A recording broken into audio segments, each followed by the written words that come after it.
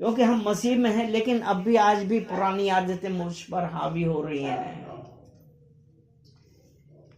क्योंकि कई बार हम लोग यही करते हैं, कह तो दिया हम मसीह में हैं, लेकिन हम बदल नहीं पा रहे हैं अपने आप को। और वही पुराना, जो हमारा पुराना स्वभाव है, हम बदल ही नहीं पा रहे हैं। ऐसा क्यों? ऐसा होता है ना। फिर वो कहते हैं मैं प्रार्थना करता हूं, मैं कलीसिया जाता हूं, मैं संगति करता हूं, मैं बाइबल पढ़ता हूं, मैं 2-2 घंटे प्रार्थना करते हैं,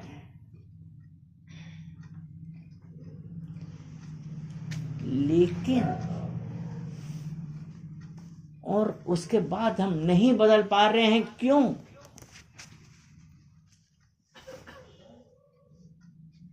अभी हमने पढ़ा ना, इस संसार के सदृश ना बनो, परंतु तुम्हारे मन के नए हो जाने से।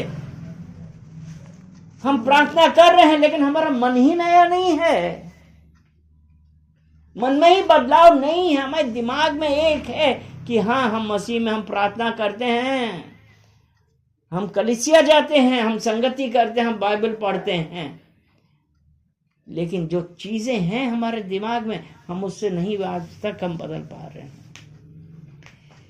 क्योंकि आत्मा क्या करती है? आत्मा तो नया जन्म ले लेती है। जब हमने यीशु मसीह को स्वीकार किया, जब हमने यीशु मसीह को स्वीकार किया तो क्या हुआ? परमेश्वर का आत्मा आया ना हमारे अंदर। क्योंकि परमेश्वर को हम, जब परमेश्वर का आत्मा तो आ गया अंदर, लेकिन हमने क्या किया? हम आज तक नहीं बदले।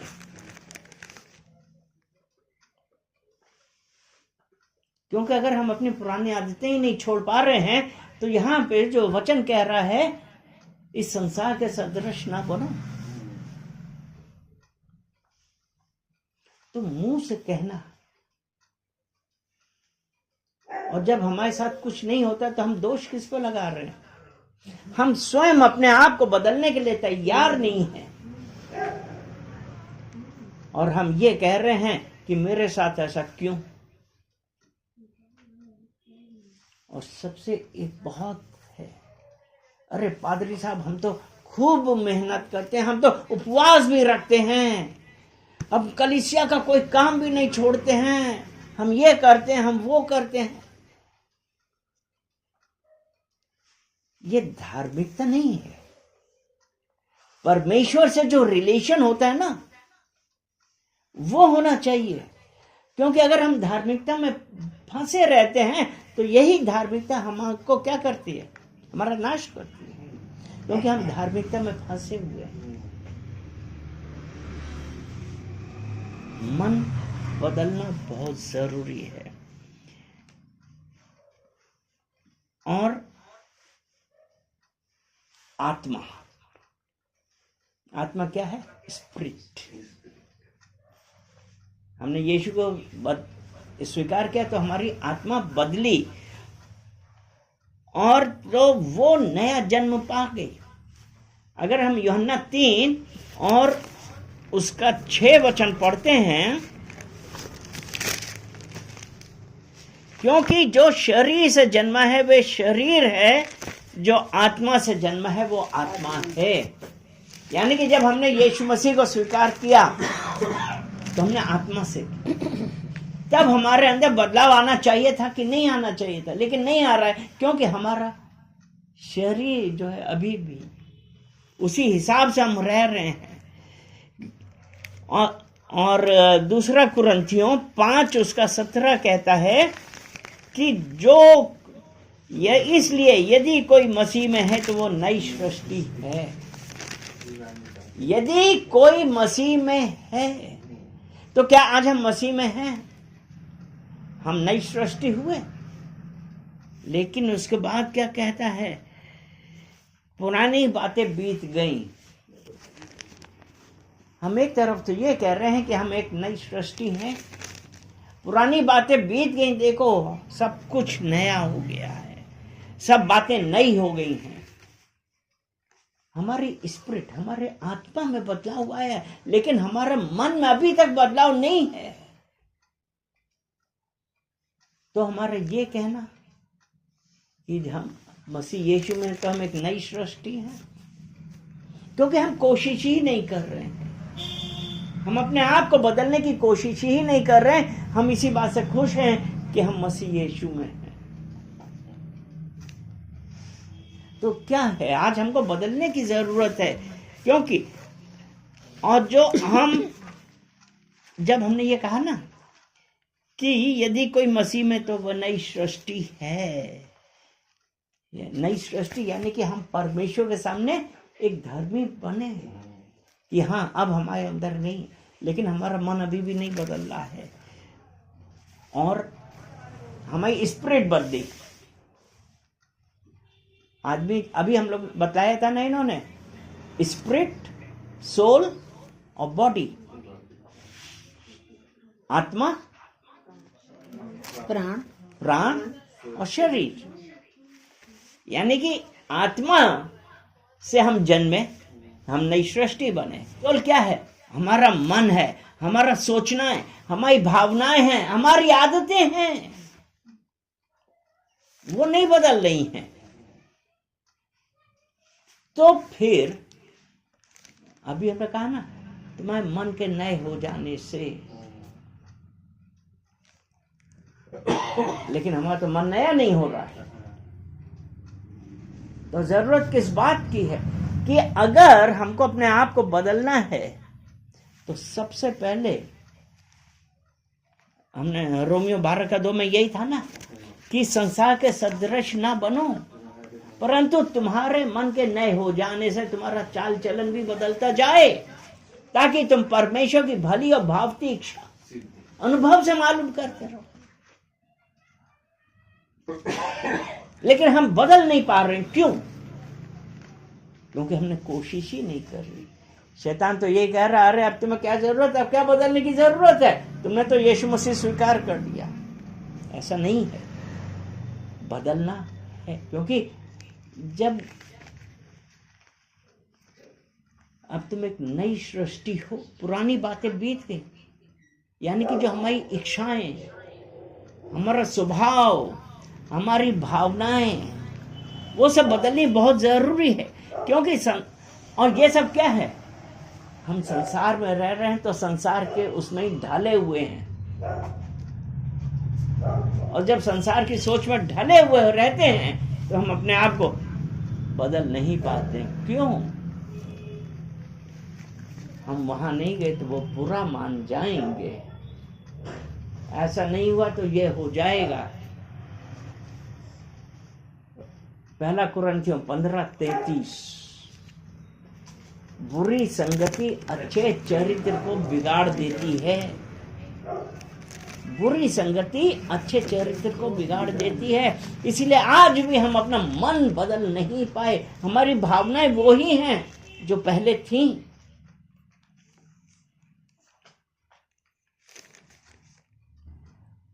और नीति वचन 10:19 में लिखा है, जहां बातें बहुत होती हैं वहां अपराध भी होता है।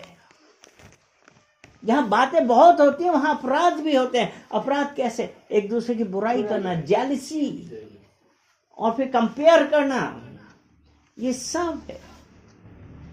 ये जो भावनाओं में हम बह रहे हैं, तो जरूरत किस बात की है कि हमारा आत्मा का, हमारे मन का नवीनीकरण होना चाहिए। तो जो अभी हमने वचन पढ़ा था ना, रोमियो 12:2, इस संसार के सदृश ना बनो, इस संसार के सदृश ना बनो।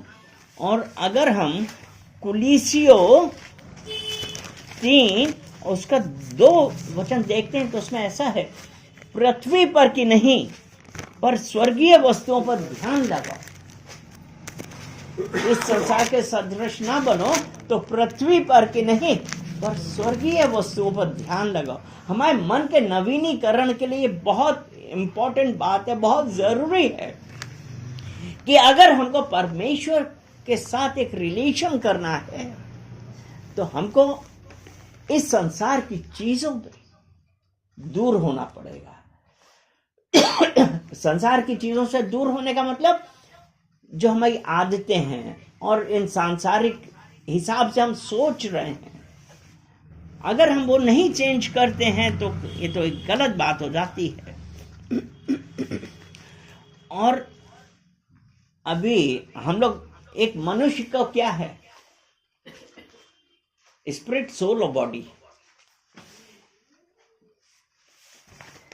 अगर स्पिरिट क्या है, आत्मा है। अगर पहला थेसलोनियन, पहला फर्स्ट थेसलोनियन 5 उसका 23 पढ़ते हैं ना, शांति का परमेश्वर आप ही तुम्हें पूरी रीति से पवित्र करे और तुम्हारी आत्मा और प्राण और देह, आत्मा, प्राण और देह, स्पिरिट, सोल एंड बॉडी,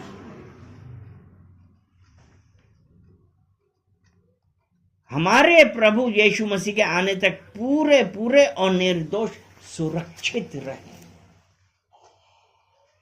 हमारे स्पिरिट में चेंज होना चाहिए, आत्मा में। परमेश्वर ये चाहता है कि ये स्वरूप इंसान को परमेश्वर के साथ संबंध तब है, क्योंकि अगर हमारा परमेश्वर के साथ संबंध नहीं है, एक रिलेशन नहीं है, तो हम कैसे बदलेंगे? क्योंकि हमने एक ये वचन बहुत बतलाते हैं हम, 1 कुरिन्थियों 6:17, कि इसलिए जो कोई मसीह यीशु में है वो जो परमेश्वर की संगति में रहता है वो उसके साथ एक आत्मा हो जाता है। आज हम क्या परमेश्वर की संगति में रहते हैं? परमेश्वर की संगति सिर्फ सुबह 4 बजे उठ के 5 बजे तक और 6 बजे तक सिर्फ वो संगति नहीं है, सारा दिन की संगति है। 1 तीमुथियुस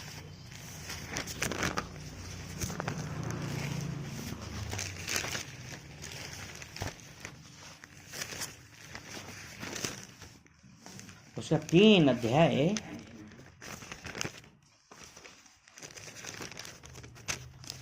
यहाँ पे एक्चुअली एक ये बिशप के लिए है, लेकिन अगर हम आज ये पढ़ते हैं तो उसमें 1 तीमुथियुस 3 अध्याय उसका 4 और 5 वचन है कि अपने घर का अच्छा प्रबंध करता हो और अपने बाल बच्चों को सारी गंभीरता से अधीन रखता हो। जब कोई अपने घर ही का प्रबंध करना ना जानता हो तो परमेश्वर की कलीसिया की रखवाली कैसे करेगा? हम प्रबंध करना नहीं जानते हैं क्योंकि हम भावनाओं में चल रहे हैं, आत्मा में नहीं है। तो ये जरूरी है कि हमको ये देखना है कि हम क्या कर रहे हैं, क्योंकि आत्मा तो परमेश्वर से जुड़ती है। आत्मा किससे? परमेश्वर से जुड़ती है। उत्पत्ति 2 और उसका 7 में ऐसा लिखा है ना, और परमेश्वर ने भूमि की मिट्टी से आदम को बनाया और उसके नथनों में जीवन का सांस फूंक दिया और वो जीवित प्राणी बन गया। यानी कि परमेश्वर ने आत्मा दिया उसको। और अगर अय्यूब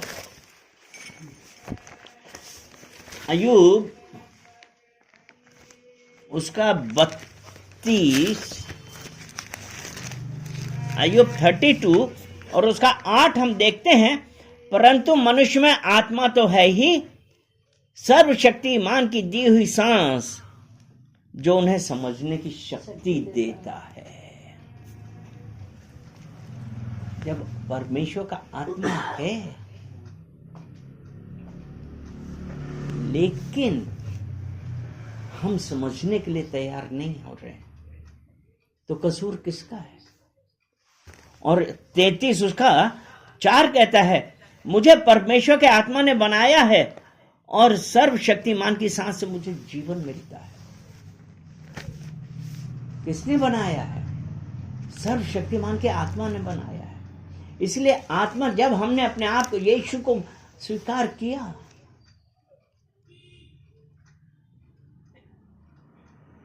यूहन्ना 3:3, यूहन्ना 3 उसका 3 कहता है, यीशु ने उसको उत्तर दिया, मैं तुझसे सच सच कहता हूं कि यदि कोई नए सिरे से ना जन्मे तो परमेश्वर का राज्य देख नहीं सकता। यानी कि नए सिरे से जन्मे जब हम आत्मा से मिलन होगा। इसीलिए रोमियो 8 उसके 14 में लिखा कि यदि तुम आत्मा के चलाए चलते हो तब परमेश्वर के पुत्र हो। परमेश्वर के आत्मा के द्वारा हम संसार की चीजों को अपने ऊपर अधिकार नहीं करने दे रहे हैं। हम अपनी भावनाओं को नहीं अपने ऊपर हावी होने दे रहे हैं। जब जैसा है तब हम परमेश्वर के राज्य का अधिकारी कहलाएंगे, क्योंकि हम अपनी शरीर की इच्छाओं को अपने ऊपर हावी नहीं होने देते। क्योंकि जो प्राण है, जो हमारा मन है, वो हमारी सोच, हमारी भावनाओं और हमारे हर निर्णय लेने के वो करती है ना। और शरीर का तो यही है। शरीर का काम क्या है? ये हमारा कार्य, हम क्या कैसे कार्य कर रहे हैं, हमारा व्यवहार, उन सब को ये करती है। और शरीर क्या होगा? हम सभा उपदेशक 12 उसका 7, तब मिट्टी ज्यों की त्यों मिट्टी में मिल जाएगी। परमेश्वर ने भूमि की मिट्टी से मनुष्य की रचना करी और आत्मा परमेश्वर के पास जिसने उसे दिया है लौट जाएगी।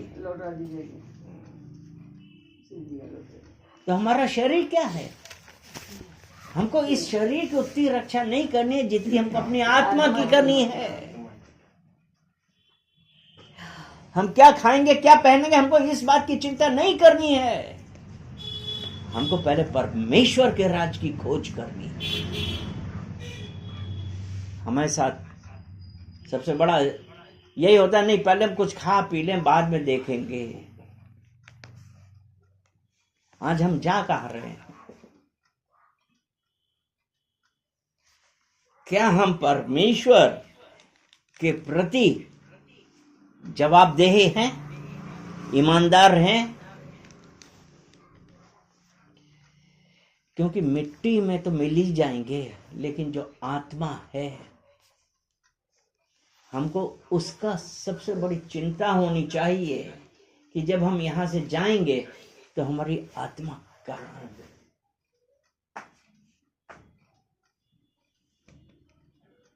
क्या हम परमेश्वर के साथ होंगे या हम आग और गंधक की झील में होंगे?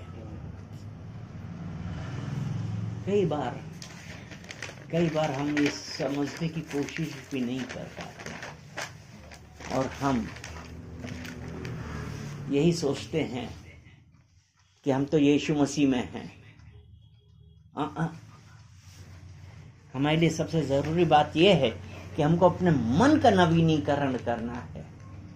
इसीलिए रोमियो 12:2 में यही कहा है ना, तुम्हारे इस संसार के सदृश ना बनो, इस संसार के सदृश ना बनो।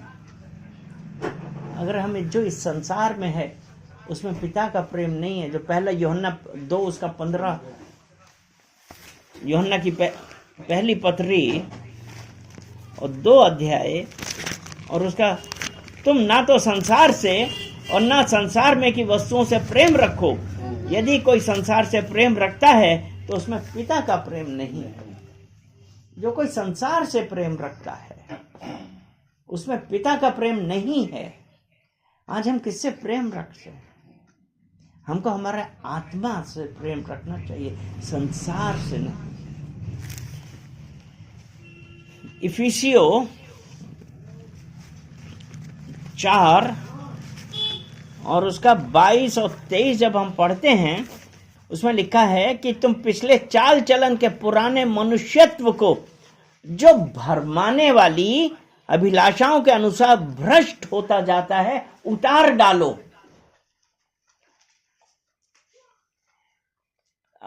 पिछले चाल चलन के पुराने मनुष्यत्व को, यानी कि जब हमको अपने मन का नवीनीकरण करना है तो पुराने मनुष्यत्व को जो भरमाने वाली अभिलाषाओं के अनुसार भ्रष्ट होता जाता है उतार डालो और अपने मन के आत्मिक स्वभाव में नए बनते जाओ। इसलिए यदि कोई मसीह यीशु में है वो एक नई रचना है, पुरानी बातें बीत गई, देखो सब कुछ नया हो गया है। तो जो पुराना मनुष्यत्व है, जरूरत इस बात की हमको उसको उतारना है, हमको मन का नवीनीकरण करना है। क्योंकि अगर हम मन का नवीनीकरण नहीं करते हैं, हम अपने मन में नए नहीं होते हैं। इसीलिए इंग्लिश में है ना कि you are a new creation in Christ Jesus. हम मसीह में एक नई रचना है। इसलिए कि हमको इसको इन सबको उतारना है। हम एजेकियल उसका 36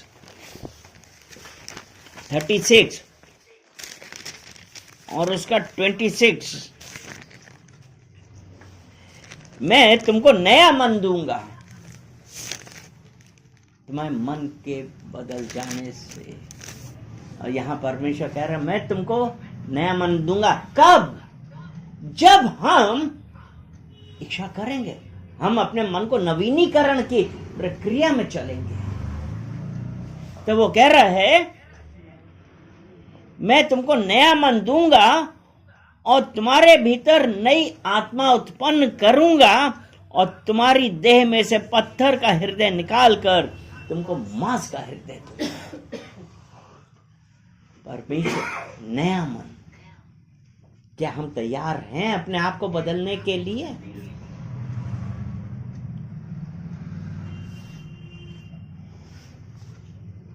क्योंकि सब उपदेशक में ही है ना, बुरा काम करने का उसकी आज्ञा जल्द नहीं होती। इसलिए मनुष्य का मन बुरा काम करने के लिए लालायित रहता है, वो कहाँ रुकता है। लेकिन हमको तैयार है। क्या हम नया मन के लिए तैयार हैं? क्या हम अपने आप को बदलने के लिए तैयार हैं? क्या आज हम तैयार हैं कि हम जो थे अब हम नए होना चाहते हैं? हमको बदलिए। हमारी जो पुरानी आदतें आज तक जो मेरे अंदर हैं, जिसकी वजह से मैं आपके करीब नहीं आ पा रहा हूं, आपके करीब नहीं आ पा रही हूं, मुझे बदलिए परमेश्वर, प्रभु बदलिए। और इसकी सबसे अच्छा एग्जाम्पल है, ये क्या चीज है? मोबाइल है ना। और आपने कितनी बार मोबाइल में ये देखा होगा, एक मैसेज आता है कि अपडेट करिए। अपडेट का आता है ना मैसेज। तो मेरे ख्याल से सभी कोई अपने फोन को अपडेट करता है। क्योंकि अगर अपडेट ना करें तो क्या होगा? हैंग हो जाएगा, स्लो हो जाएगा। वैसे ही हमको भी अपडेट होना है। क्योंकि और हमको कैसे अपडेट होना? हमको वचनों से। इसीलिए यहोशू 1 उसके 8 में कहा है, व्यवस्था की यह पुस्तक तेरे चित्त से उतरने ना पाए। लेकिन हम अपडेट होने के लिए तैयार नहीं हैं, तो हमको ये नहीं पता व्यवस्था की पुस्तक कौन सी है। व्यवस्था की ये पुस्तक तेरे चित्त से उतरने ना पाए। दिन रात इसमें ध्यान लगा और जो कुछ उसमें लिखा है उसके अनुसार करने की तू चौकसी करे तो तेरे सभी कार्य सफल होगा, तू प्रभावशाली होगा, क्योंकि हम अपडेटेड हैं। हम वो पुराने वो नहीं है जो थे। I am a new creation in Christ Jesus. मैं मसीह यीशु में एक नई रचना हूं। क्योंकि अगर हम अपने आप को अपडेट नहीं करते हैं वचनों में, तो हमारे आत्मिक जीवन रुक जाएगा। हमारा आत्मिक जीवन रुक जाएगा। जिस प्रकार अगर हम फोन को अपडेट नहीं कर रहे हैं तो हैंग हो गया।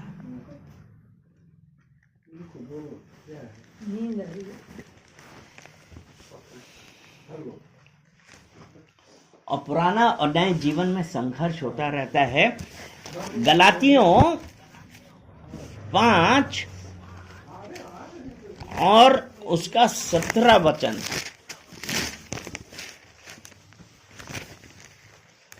क्योंकि शरीर आत्मा के विरोध में और आत्मा के शरीर के विरोध में लालसा करता है, और ये एक दूसरे के विरोधी हैं।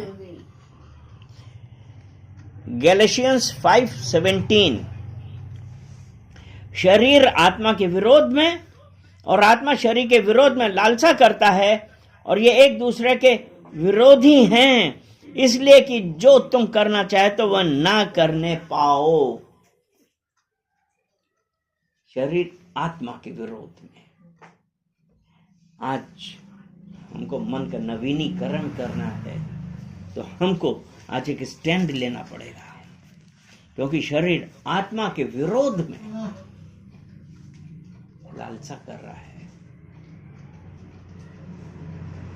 अभी हम पढ़ रहे थे ना यूहन्ना की पहली पत्री 2 अध्याय 15 वचन हमने पढ़ा था ना। अब 16 वचन देखते हैं।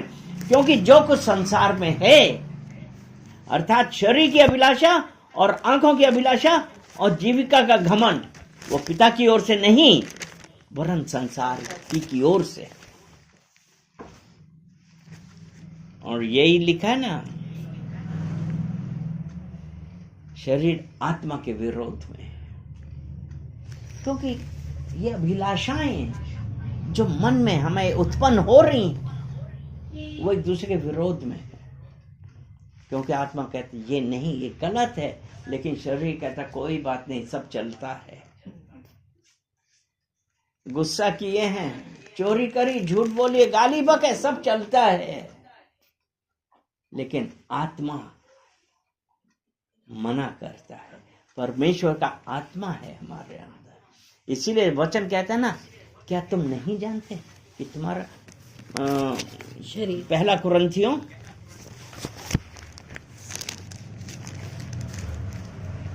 3 अध्याय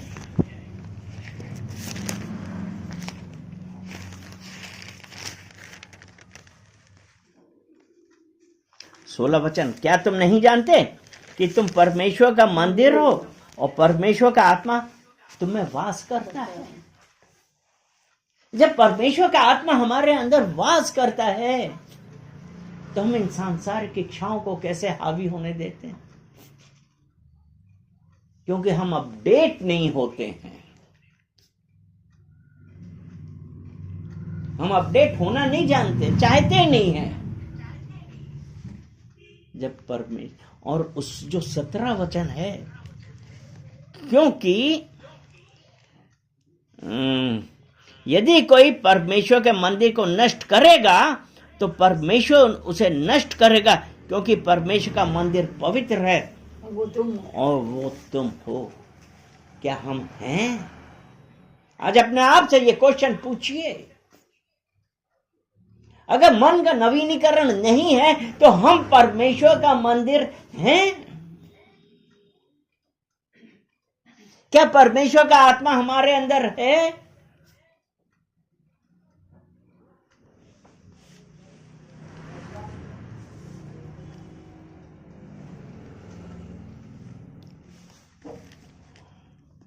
कोई अपने आप को धोखा ना दे।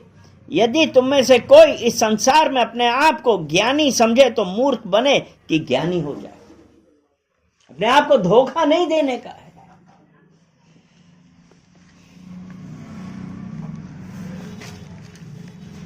रोमियो 7 और उसका 22 और 23, क्योंकि मैं भीतरी मनुष्यत्व, रोमन्स चैप्टर 7 वर्स 22 एंड 23, क्योंकि मैं भीतरी मनुष्यत्व से तो परमेश्वर की व्यवस्था से बहुत प्रसन्न रहता हूं। भीतरी मनुष्यत्व से परमेश्वर की व्यवस्था से बहुत प्रसन्न रहता हूं, परंतु मुझे अपने अंगों में दूसरे प्रकार की व्यवस्था दिखाई पड़ती है, जो मेरी बुद्धि की व्यवस्था से लड़ती है और मुझे पाप की व्यवस्था के बंधन में डालती है, जो मेरे अंगों में है।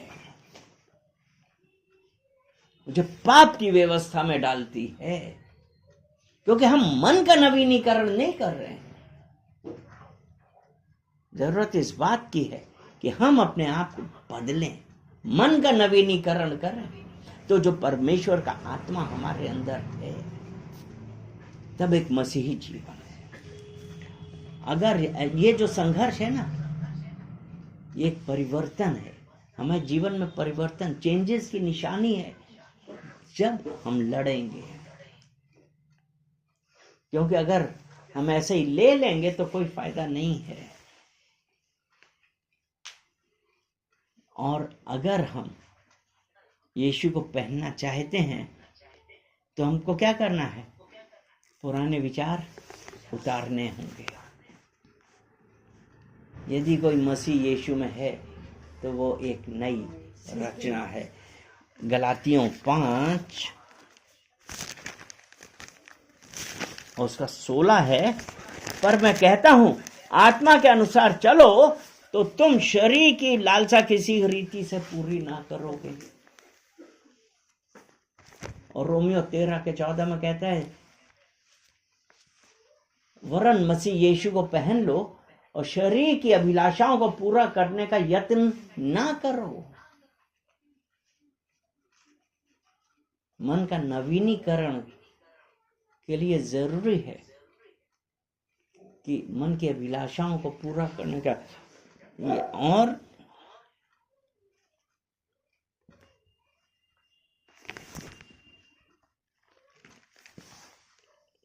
तो हमको क्या करना है? आत्मा के अनुसार चलो तो तुम शरीर की लालसा किसी रीति से पूरी ना करोगे।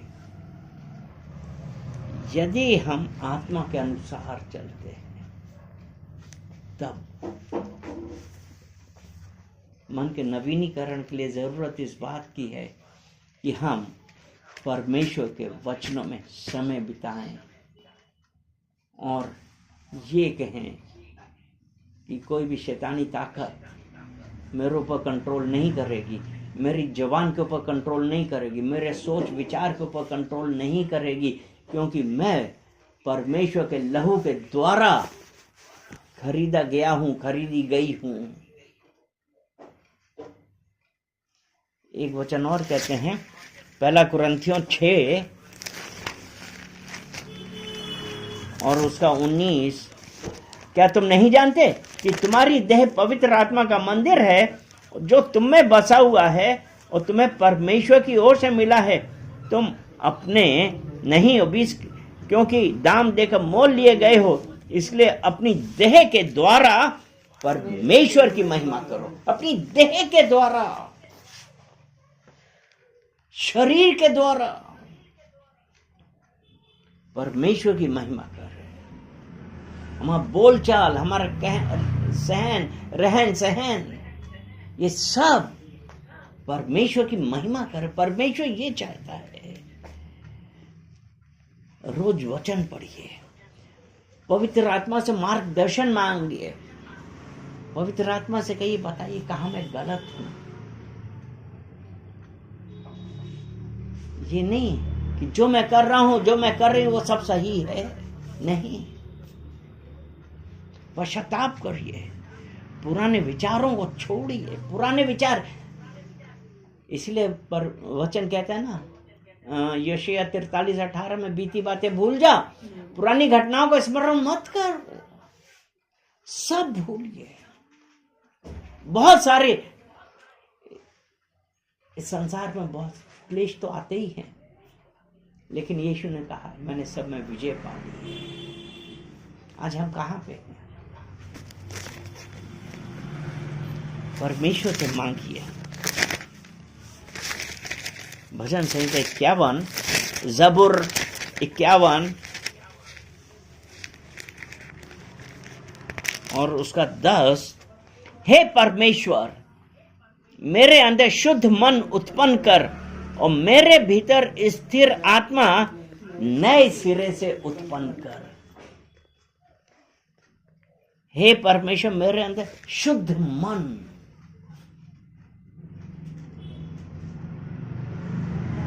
स्पिरिट, सोल एंड बॉडी, आत्मा, मन, मेरे भीतर शुद्ध मन उत्पन्न कर। प्रार्थना करिए, प्रार्थना करिए, प्रार्थना करिए। परमेश्वर जो हमारा हृदय देखता है, हमारे विचारों को जानता है, उसके अनुसार हमारे अंदर काम करेगा। लेकिन क्या हम तैयार हैं? क्या हम अपने आप को बदलने के लिए तैयार हैं? सबसे बड़ा क्वेश्चन यही आता है, क्या मैं तैयार हूं? आत्मा तो तुरंत बदली जाती है, मन को रोज बदलना है। और परमेश्वर यही कह रहा है, बीती बातें भूल जा। हम लोग परमेश्वर के वो सरेंडर कर अपने आप को और कहें कि परमेश्वर मेरी सहायता करिए, मुझे मार्ग दिखाइए, मैं अपने आप को बदलना चाहती हूँ। कि हे परमेश्वर, चले मेरे पीछे कहिए, हे परमेश्वर मेरे अंदर शुद्ध मन उत्पन्न कर और मेरे भीतर स्थिर आत्मा नए सिरे से उत्पन्न कर। धन्यवाद पिता परमेश्वर कि आपने हमारे प्रार्थना सुनी है, उसका उत्तर दिया है। धन्यवाद, धन्यवाद, धन्यवाद पिता परमेश्वर। हम आपका धन्यवाद करते हैं आपके इन सुंदर वचनों के लिए कि पिता परमेश्वर आपने अपने लोगों से अपने वचनों के द्वारा बातें करी हैं। और पिता परमेश्वर प्रार्थना करते हैं कि मन के नवीनीकरण के लिए, कि पिता परमेश्वर मन बदलने पाए, कि इस संसार की कोई भी जो डिजायर्स हैं जिनकी वजह से मन भटक रहा है, पिता परमेश्वर प्रार्थना करते हैं पवित्र आत्मा सहायता करें। एक एक जन को हम आपको कमिट करते हैं और कहते हैं कि पिता परमेश्वर आपकी मर्जी हम सबके जीवन में होने पाए। सारा आदर महिमा हम आपको देते हैं यीशु मसीह के नाम से, आमीन।